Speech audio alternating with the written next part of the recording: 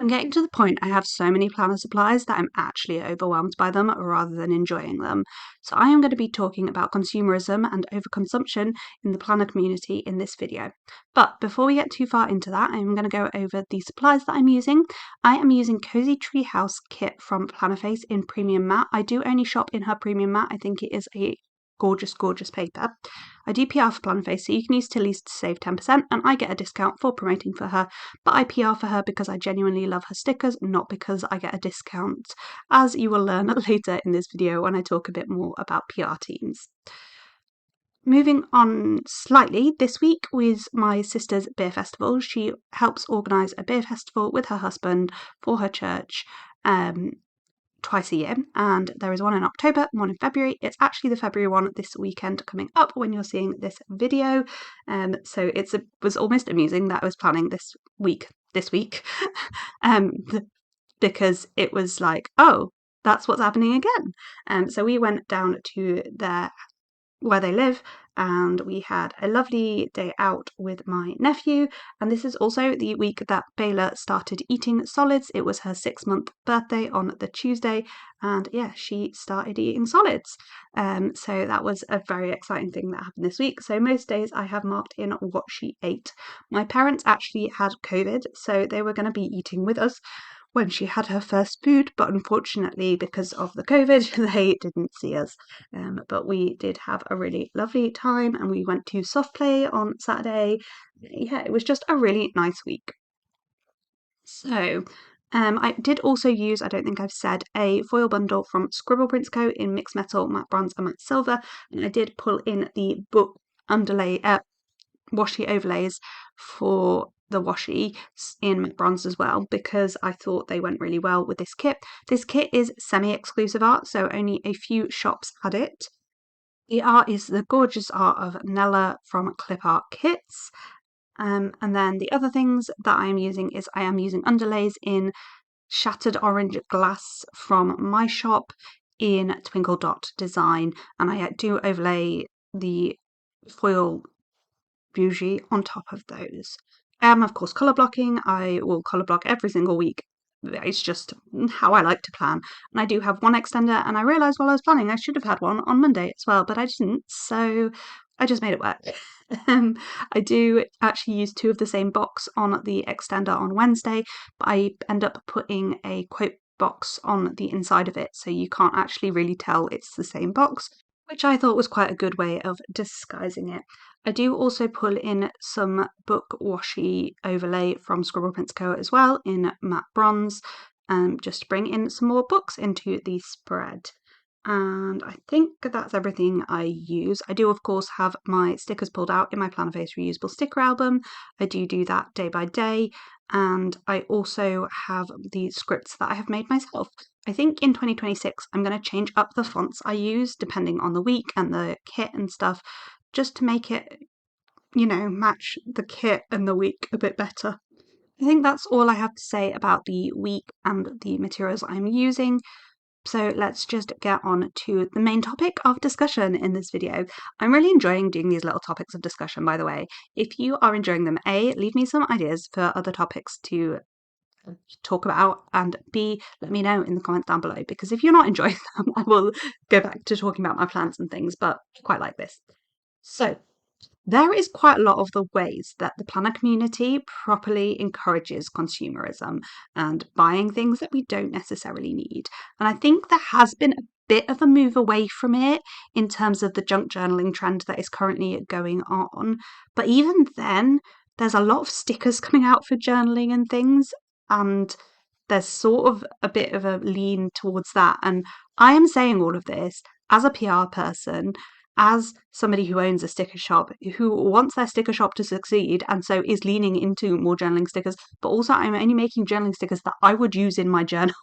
So I'm saying all this with a bit of a caveat, as I have no judgment. You do what you want to do and what is best for you and your family finances, whatever, that is you. I'm talking about myself and the consumerism and overconsumption that I have struggled with.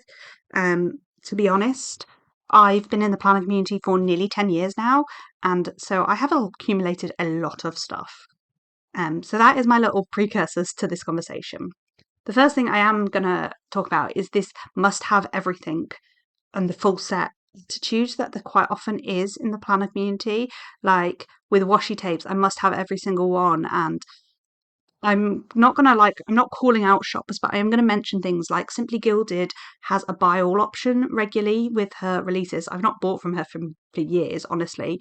But she had the buy all option, and like it's just so encouraging just to, rather than go through, actually choose what you want, just to click one option and buy everything. And other shops, Scribble Co. offering a discount if you have multiple of her subscriptions and things like that. It just doesn't. I get it, because if you're buying more, yes, you should get a discount. I get. But it also encourages this I must have everything attitude. And I don't think we do. I don't think we need every single release that somebody comes out with. I think we need to think about what we are buying and what we need. And I think that attitude is a really difficult one. And there's also with things like pens, and I've just done it. I asked for all of the rest of the Zigzakura dot markers for Christmas. So I now have a full set of all of the ones that have been released in the UK. Did I need that? No, I didn't. My friend Emma is bringing me some mild liners back from Japan because, again, I had that attitude with these pens. So I'm not judging anyone here because these are all things that I have fallen into. I used to buy nearly every single washi tape that Simply Gilded put out. And coming later in a video, I have destashed my washi tape, and I believe I have destashed 778 washi tapes. So know this all comes from somebody that has massively overconsumed and has massively bought more than she will ever use. I've kept 107 washi tapes. I have kept more washi tape than I will ever use. So this all comes from that attitude and from that place. The next thing I want to little chat about is PR teams, because there are people getting things for free or for a big discount that show how they use them, and that encourages you to buy. And it's a great marketing strategy, don't get me wrong. And I'm part of a PR team. I say in every video I'm part of that PR team because I love her stuff. If you've ever watched a video of mine, you know that I have bought a lot of Plannerface stuff. I spent an inordinate amount of money in her Black Friday sale. That's between me and Anna, how much I spent. And I say this as somebody who is out there as a PR person, and I'm sharing what I use. But I think Anna has selected her PR team very carefully as people that actually genuinely love her stuff. But I find some of the people that PR for loads and loads of places, I just find it, do you actually love those shops, or are you doing it for the free product? And I think that's when PR teams become a problem. If you're doing it for free product, that's not okay. You need to do it because you actually love the shop. I hope Anna doesn't mind me sharing this, but I was actually asked initially to be on her team because I was sharing her sales and her releases and things, because I genuinely had a love for her stickers, not because I was getting anything out of it. And I think that's a really nice way of building your PR team. I know I'm biased because I'm on her PR team and I love Anna's shop, but yeah. And there are other PR teams, I'm sure, that are fantastic. I don't know a lot about many of the American ones, but if you are using like 10 different shops and PR for all of them, I'm always a little bit like, can I actually trust your judgment on what shops you love? And I think it really encourages consumerism, because there is this aspect of some people got this for cheaper or for free. So just consider it. And that's why UK advertising laws say that we have to say as early as we can that we have received product for free, and why YouTube has a feature to market, because people need to be aware of that. But the big thing, the big, massive thing in the planner community that encourages consumerism and overconsumption are haul videos. And I am stopping haul videos. If you've seen my Instagram stories about this, essentially all I am going to share is my subscriptions. And I've actually cancelled one of my subscriptions since I did that. So I will be sharing my Plannerface and my Archer and Olive subscription. And I'm not even convinced I'm going to keep my Archer and Olive subscription, once a quarter. So every 3 months, I am going to have one video where I am sharing just product for sharing product's sake, because I think that actually sharing subscriptions is really important to know whether you want that subscription. I think to know what is coming or what has been before, to get a good idea of what you might get, is actually really helpful. I will definitely keep my Plannerface subscription, but I used to get three. Oh well, anyway, I was going to get 3 lots, which was the creative journaling kit, the journaling kit, and the standard vertical kit. But I have dropped the standard journaling kit, and I just get the creative kit and the standard vertical kit now. But haul videos are literally, oh, look what I got. Isn't it great? You should go and buy it too. And I get that some of that is ideas and is to give ideas of what people might want to buy. But is that really what we want to be encouraging? I know when I watch haul videos, I buy more. So I don't watch haul videos anymore. I just don't. I have stopped, full stop, watching haul videos. There is one person or two people that are friends that I will occasionally watch their haul videos because they are friends and because we buy quite similar things. So I don't tend to get the FOMO. But I think haul videos are really, really questionable and just encourage overconsumption and purchasing. And that's not what I want my channel to be anymore. I want my channel to be my plan with me videos, these videos, my memory planning. I want to be showing how you can memory plan in sort of a traditional planner. And also, I want to be talking about these really real topics and having these conversations and opening up things like that. And also, they're some of my favourite to watch, are Plan With Me videos. And I want to share the videos I love to watch because I don't want to make content I wouldn't want to watch. And this is my favourite sort of videos. That's why I make these videos. I think the other problem often in the planning community is that there are lots of foil colours, there are lots of washi tape colours, this, that, the other, that just encourage us to be buying so much.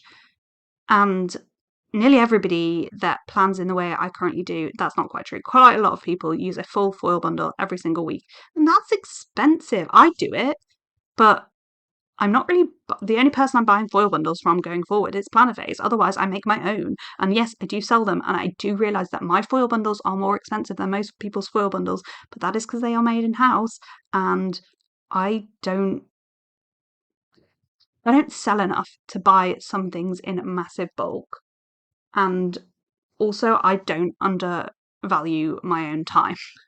I think that's how a lot of the shop owners get around that in the US particularly. They can either buy in bigger bulk or their quality control is not to the standard that my quality control would be. So they can make things cheaper because they take less time because their quality control is not as high. And I'm not calling out anybody here. I'm not going to say the shops that are running around my brain, but there are multiple shops I think that applies to. And there are some in the UK, but the ones that I'm thinking of are US shops. So I say this in the nicest possible way.